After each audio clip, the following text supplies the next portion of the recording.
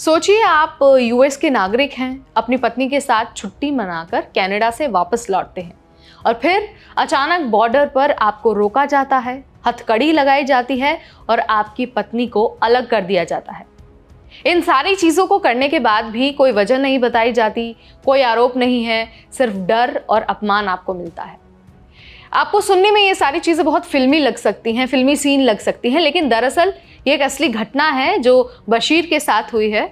Bashir US के नागरिक हैं, तब भी उनके साथ इस तरह का इंसिडेंट हुआ है।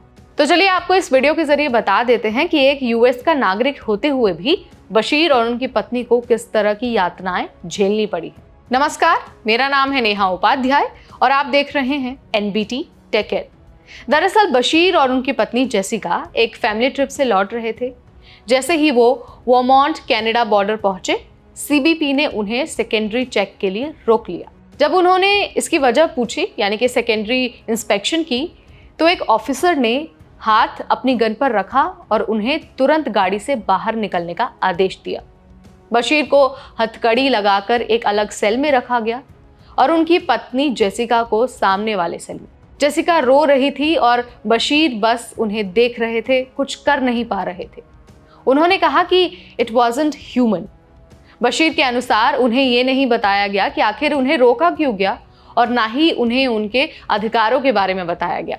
उनके फ़ोन का पासकोड मांगा गया और उसमें देखा गया, और जब उन्हें चक्कर आया और सीने में दर्द हुआ, उन्हें तब भी डराया गया और कहा गया कि हॉस्पिटल अगर जाते हो तो प्रोसेस फिर से शुरू होगा।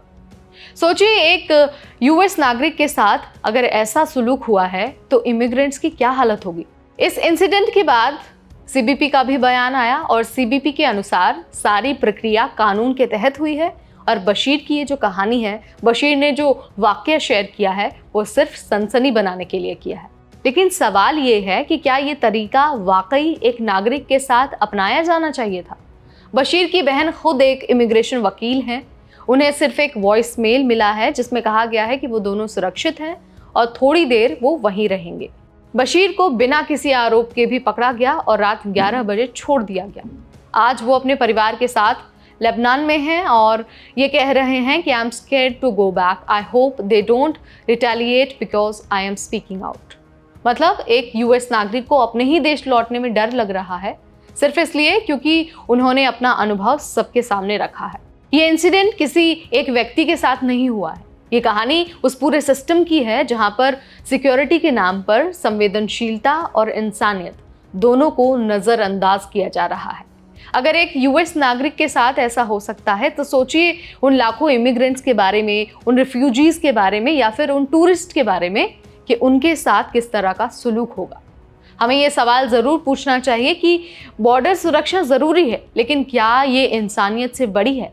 क्या अधिकार सिर्फ कागज़ों तक लिमिटेड है? अगर आपने या फिर आपके किसी जानने वाले ने भी बॉर्डर पर कुछ इस तरह का झेला है, कुछ ऐसा एक्सपीरियंस फेस किया है, तो आप मुझे कमेंट के ज़रिए बता सकते हैं। इस वीडियो में फ़िलहाल इतना ही।